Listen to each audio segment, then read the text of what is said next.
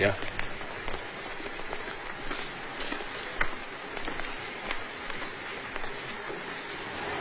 Chhagan, could you describe to us the events that you witnessed on 28th February? Groups of Hindus were moving in various parts of our neighborhoods, and they were carrying a lot of weapons like swords, fire bottles, and trishuls. Were there any police officers present? Yes, And what did they do in response to the violence? they said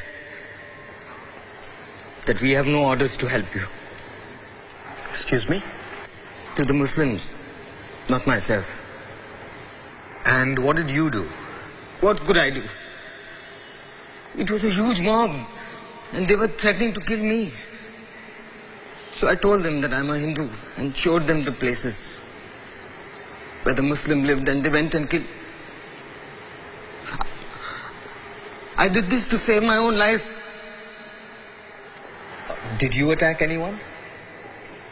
No. But it's the same thing.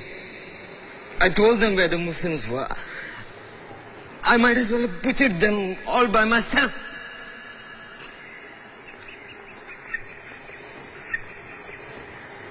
Did you try to stop them? How could I? There was no way. If you interfered, the police would fire at you. And the mob would threaten to kill you. So I just stood there and watched the Muslim being raped. But in front of my own eyes. Just like the police did. I don't deserve to be here. I don't deserve to be alive. Any more than this fucking mess.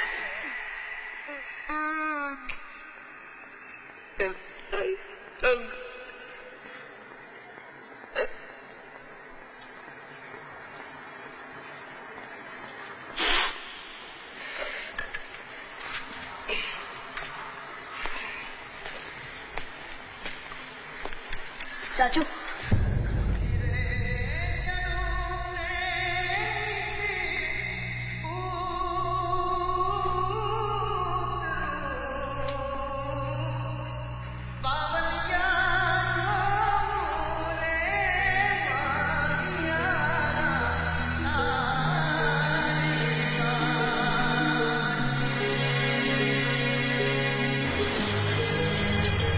Shashi, you were there during the events that Chhagan has spoken of.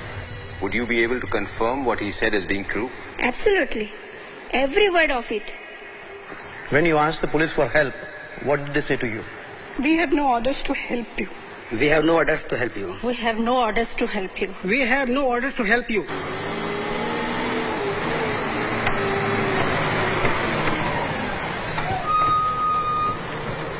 We pleaded with the police officer for help. He showed us the newspaper with Godra on it and said, that's why. If your people hadn't done this, you would not face this.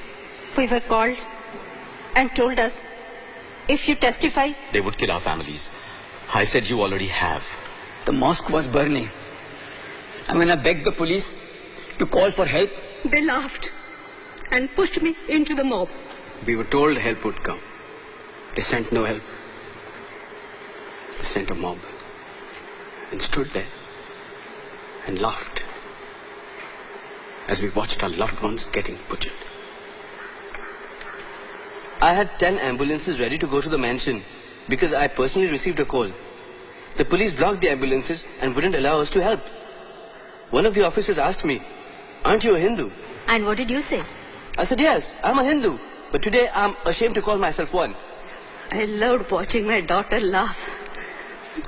And then before my own eyes, they did these horrible things to her. They put knives into her private parts and they laughed. They laughed. Ya Allah. The Parishad showed up the day before to our house and says we have to dig 4 graves in our yard. The next day, they showed up with 4 truckloads of dead bodies right to my house, 4 truckloads. They pushed hundreds of people in the well, filled it with kerosene, and then set them on fire. And what happened during the criminal pre-trial? All 7 men were acquitted.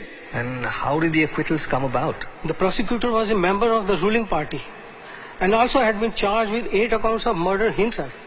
As a resident of this area, I can honestly say that the policemen did a fine job, working absolutely around the clock to provide security to the people. And who asked you to come here and testify today? The policeman from my area. Your name, please.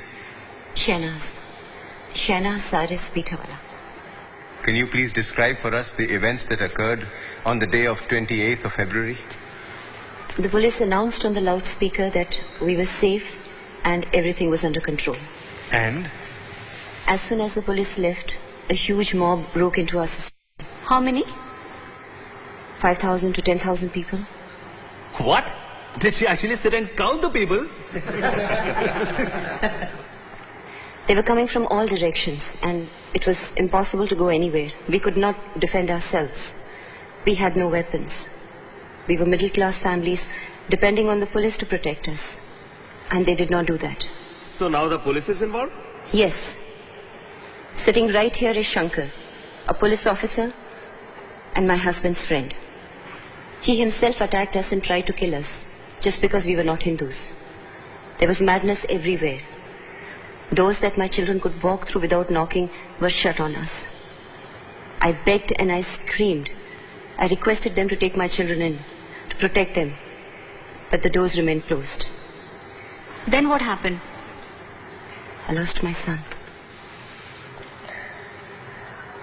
And how did you escape? We ran from there, but no place was safe. And this was occurring outside your society? It was all over the place, the whole city. Even the fields we went to hide in were not safe. They were pulling out people and killing them. They stripped the men naked and cut them to pieces. Women were being raped of all ages. Old, young, even the little ones.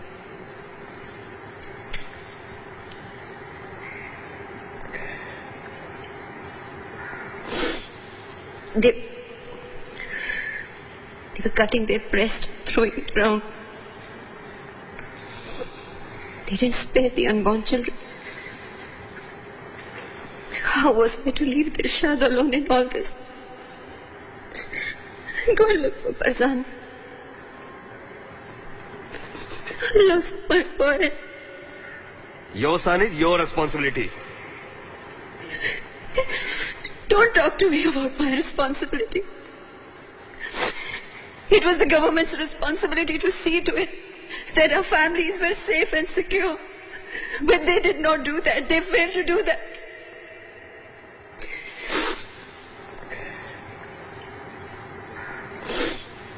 Their family has been compensated. Ab kya chahiye? What compensation are you talking about? Can money bring back those who we have lost? We are not talking table, chair and furniture. We are talking people. We are talking our lives, our loved ones. And money cannot buy that. No matter how hard we try, to never be the same again. My family is strangled to a point where we have lost the ability to communicate with each other. My husband runs like a madman searching from street to street. Every time he's called to identify a body, he hopes it's not our son. Yet he wants to find him in some form. Every day Dilshad is waiting for her brother to come back. She smiles because she knows I want her to be happy. Not because she is happy. She's never going to forget what she has seen all her life. The screaming, she has to live with that. For the rest of her life, she will be fighting the demons of what she has witnessed. All I wanted was to love and protect my children and be with them for the rest of my life. And now one of them is gone. I don't even know where he is. He's only 10 years old.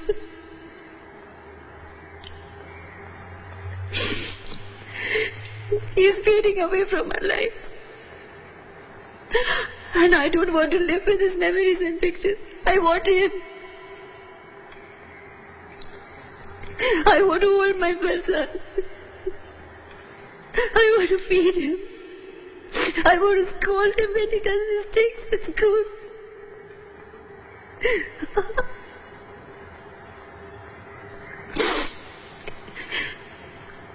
I want to hold him so tight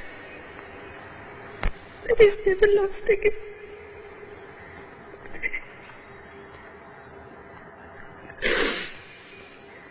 Farsan has to come back wherever he is. No matter how long it takes. I'll wait. I'll wait.